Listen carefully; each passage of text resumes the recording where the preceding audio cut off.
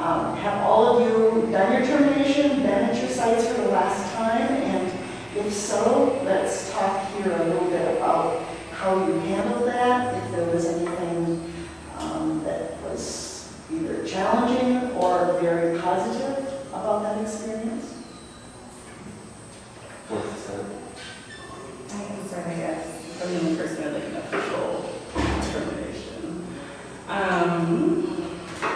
Well, I plan my termination to end my groups working with 3 age categories, 2nd, 3rd, and 5th graders. So we kind of did that termination last week because it was really time consuming. So my last groups with 2nd and 3rd graders were last Monday. And our groups are focused around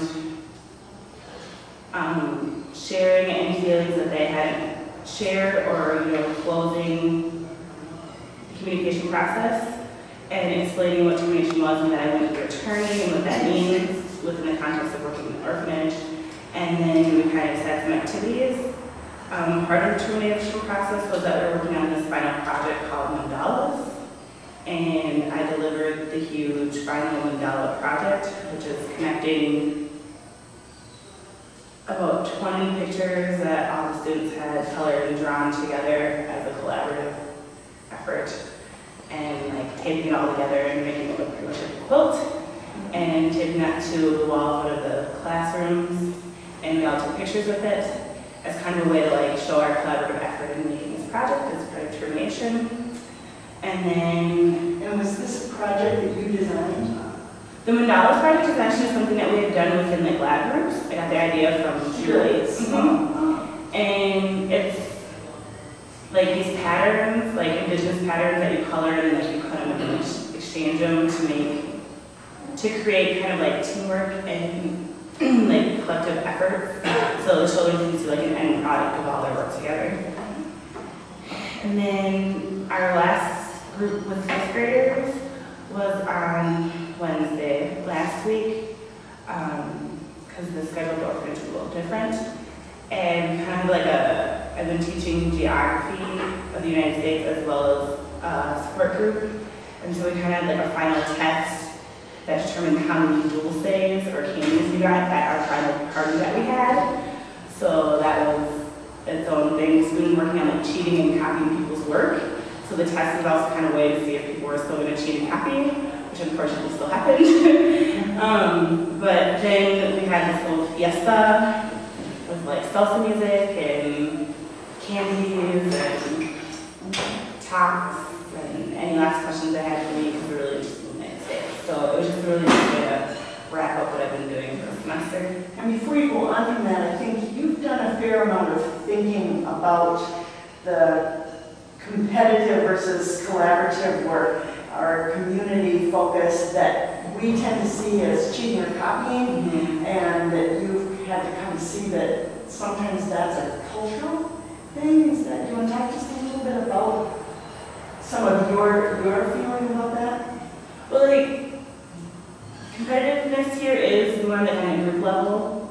So I went to the data of in the compo, and it was 130 families and children working together, and like we did all these relays and things, but everything was for a group. Everybody's put in these huge, massive groups, and so even though you're competing individually, it's for the group.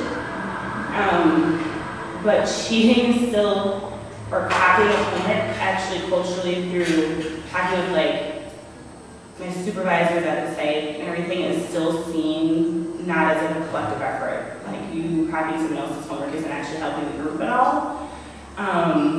And they just started in the orphanage this like merit honor wall where they like honor all the students that are getting good grades and stuff like that, kind of to show you that while we are like a collective community and we're gonna like recognize you collectively, like it's still like your schoolwork is an individual effort. So that's kind of something that we've been working on throughout my whole time being in that orphanage. So you felt some support from the orphanage to try to limit the cheating or copying. Yeah, that is something they're trying to do. So that was a goal that you shared with them.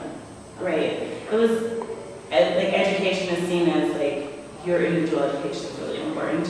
Like the idea of respect though, that like every individual person deserves respect and dignity, like education is a way to have that dignity, I guess. So doing your own work was really emphasized, but the main base was like giving them positive reinforcements and motivation that they are capable of doing their own homework. Some of them just like don't want to do it, but most of them it's because someone along the line has told them they're stupid or something and they need that positive reinforcement that they're completely capable of doing. Thanks. Julie. They recognize that you were the person that does this, that they enjoyed that, or look forward to it. And so I'm thinking these were 7th, 3rd, and 5th graders, is that right? So that if someone next spring had a placement there, if they were to do 2nd, 3rd, 5th graders, or 3rd, 4th, and 6th graders, with the same kind of model of groups, of support groups, they would have some children who had already experienced this and would know what it was. So that may be important for Stephanie and me to think about for next year. Julie, if someone were to go back and do the similar internship that you did at Michelle, what would you most encourage them to do in terms of the activities that you think that people linked with you, that they looked forward to, that they thought were important, that you brought?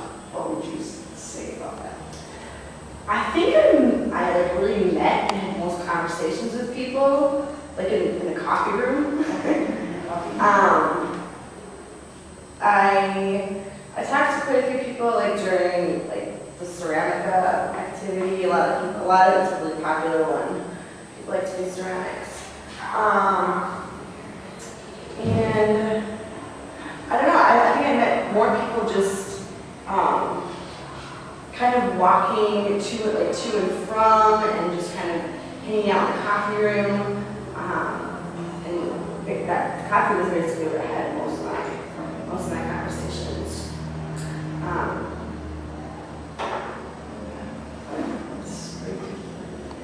What kind of, you've been very specific in how to hand it over to someone else, so I'm assuming that that material or whoever's doing this will also prepare possibly for next spring if there's a student who wants to do it. I'm not sure, I think I'm going to do that for about a month or 2 months. But I think what I would say to future social work students is to really integrate yourself into these queer spaces. I think it's really important to get to know the owners, to get to know the people who are there, and most importantly, the other Mexican volunteers who work in City Quattro, because they're your biggest resource. And one thing that I really struggle with is feeling that as a person in the United States here, there are people who are Mexicans who can do this work just as well as I can, if not better, because they speak the language, the culture, the community. So I just really think they were an excellent resource to bounce ideas off of. Now, you did a little bit of outreach to an English-speaking community here, the Newcomers Club. What is your feeling about possibly continuing that kind of, because these are almost always Europeans or Canadians or United States persons. Is that a good place for a student from the United States to connect up? Yeah, I thought it was really helpful just for the utilitarian purposes of having to assemble all of those columns in Boston by ourselves takes 4 hours, and with them it was reduced to long.